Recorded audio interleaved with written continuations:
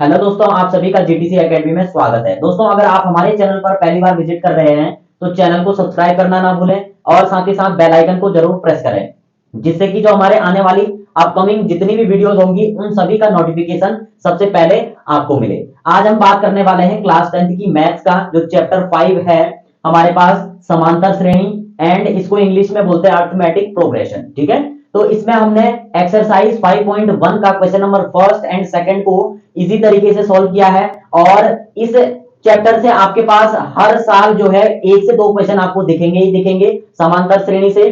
तो आप वीडियो को विदाउट स्किप किए अंत तक देखें ताकि आपके मन में कोई भी डाउट ना रहे। और हम इतने अच्छे तरीके से सॉल्व कर रहे हैं कि जो हमारी प्रिपरेशन है वो बोर्ड के एग्जाम को लेकर के है। तो आज हम बात करने वाले हैं क्लास 10th का जो मैथ्स का एक्सरसाइज 5.1 था उसका क्वेश्चन नंबर थर्ड सॉल्व करने वाले हैं। क्वेश्चन नंबर थर्ड क्या है हमारे पास, निम्नलिखित में से प्रत्येक एपी के लिए प्रथम पद तथा सार्व अंतर लिखिए। अब इसने सिंपली क्या बोला है कि हमने समांतर श्रेणी, एपी का मतलब क्या होता है, अरिथमेटिक प्रोग्रेशन, जिसको हम हिंदी में क्या बोलते हैं, समांतर श्रेणी।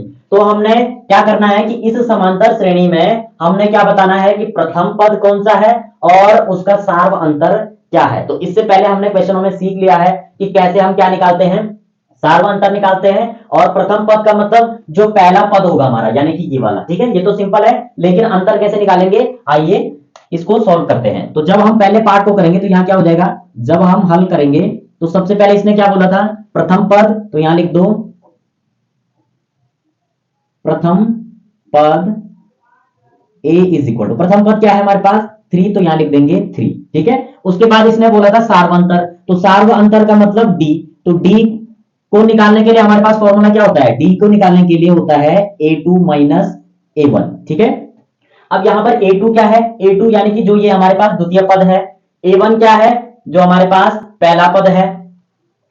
तो इन दोनों की वैल्यू यहां पुट कर देंगे। a2 क्या बताया आपको, a2 बताया आपके पास 1, एंड दूसरी चीज ये क्या बताया, a1 कितना है हमारे पास -3। तो जब इसको सॉल्व करेंगे तो d की वैल्यू क्या है हमारे पास -2। ठीक है, यानी कि इसमें क्या है, सार्व अंतर हमारे पास कितना आया है 2। बस आपको यही निकालना था, प्रथम पद एंड सार्व अंतर। ठीक है, पहला पार्ट जो है हमने कंप्लीटली सॉल्व कर लिया है, छोटा सा था लेकिन इंपॉर्टेंट है, कुछ भी आ सकता है आपके पास बोर्ड के एग्जाम में।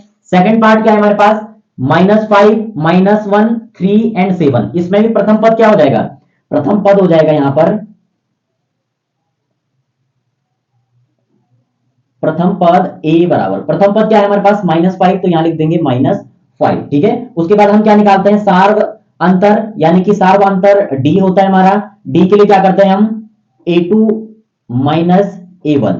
a2 क्या है हमारे पास, यानी कि द्वितीय पद, द्वितीय पद क्या है हमारे पास -1 माइनस, और a1 क्या है हमारे पास -5, तो यहां आ जाएगा आपका -5। ठीक है, माइनस माइनस का प्लस हो जाएगा, यानी कि हमारे पास क्या आ जाएगा -1 प्लस 5, 5 में से 4 को घटा देंगे क्योंकि प्लस माइनस का माइनस होता है, सिंबल बड़े नंबर का आएगा, तो यानी कि आ जाएगा 4, और सिंबल प्लस है तो प्लस हम लिखते नहीं है। ठीक है, हमको यही निकालना था, प्रथम पद एंड हमारा जो सार्व अंतर वो ये रहा। थर्ड हमारे पास क्या है, थर्ड पार्ट है 1/3, 5/3, 9/3, 13/3। अब जब आप इनमें देखोगे तो ये जो डिनोमिनेटर यानी कि हर का नंबर है यह सेम है। ठीक है, सारे भिन्नों में सेम है, लेकिन ऊपर वाला नंबर हमारा क्या हो रहा है, चेंज हो रहा है। तो दैट मीन्स हमें क्या करना है, इसमें सबसे पहले प्रथम पद लिखना है, तो यहां लिख देंगे प्रथम पद। प्रथम पद a बराबर क्या हो जाएगा, प्रथम पद ये रहा हमारे पास 1/3। दूसरा हमको सार्वंतर, तो d is equal to a2 minus a1। इसको जब सॉल्व करेंगे तो क्या हो जाएगा, सिंपली हमारा a2 क्या है 5/3, ये हो जाएगा 5/3, बीच में माइनस है, a1 क्या है 1/3। इसको अब हम सॉल्व करेंगे तो क्या आएगा, सिंपली एलसीएम आ जाएगा हमारे पास 3। अब इसमें क्या करेंगे कि ये वाली भिन्न लेंगे, तो 3 की टेबल में ये वाला एलसीएम वाला 3 कितने टाइम्स आता है, 1 टाइम्स 3 1 जा 3, उस 1 की मल्टीप्लाई ऊपर कर देंगे तो 5 1 जा 5 हो जाएगा, बीच में माइनस है तो माइनस। अब ये वाली फ्रैक्शन लेंगे, भिन्न लेंगे, तो इस डिनोमिनेटर यानी कि हर वाले नंबर में ये एलसीएम कितने बार आएगा, एक ही बार आएगा। दैट मीन्स उस 1 की मल्टीप्लाई 1 के साथ कर देंगे तो हमारा आंसर आ जाएगा 4/3। थर्ड पार्ट को भी हमने इजीली सॉल्व कर लिया है। इसमें प्रथम पद निकालना था तो प्रथम पद हमारा 1/3 एंड सार्वंतर कितना है हमारा, सार्वंतर आया 4/3। बस हमको इतना ही सॉल्व करना था और जो हमने सॉल्व कर लिया है। अब बढ़ते हैं हम इस क्वेश्चन के लास्ट पार्ट पे। लास्ट पार्ट है हमारा फोर्थ पार्ट। फोर्थ पार्ट है हमारे पास 0.6, 1.7, 2.8, 3.9, ठीक है, एंड सो ऑन। सिंपली इसमें भी हमने क्या करना है, प्रथम पद बताना है एंड सार्व अंतर बताना है, बस इतना ही करना है। तो प्रथम पद क्या हो जाएगा,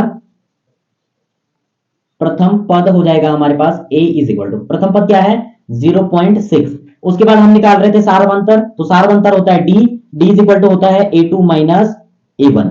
a2 क्या है हमारे पास, a2 है हमारे पास 1.7, ठीक है, एंड माइनस a1 क्या है 0.6। जब इसको सॉल्व करेंगे तो कितना आ जाएगा, 7 में से 6 सब्सट्रैक्ट करेंगे तो 1, 1 में से 0 सब्सट्रैक्ट करेंगे तो 1 ही आएगा, दैट मींस 1.1। तो दोस्तों यही हमारा क्या हो जाएगा, आंसर हो जाएगा। तो ये है हमारा आंसर, ठीक है। तो हमने जो है प्रथम पद निकाला था और सार्वंतर कितना है हमारा 1.1, यानी कि इन समांतर श्रेणियों में कितने का अंतर आ रहा है 1.1 का, और हमको बस यही फाइंड करना था। इसी पार्ट के साथ हमारा जो क्वेश्चन नंबर थर्ड है वो हमने कंप्लीट सॉल्व कर लिया है। वैसे तो कोई डाउट नहीं रहेगा आपके मन में, इतना इजी सा क्वेश्चन था और हमने इजी वे में इसको सॉल्व भी किया है।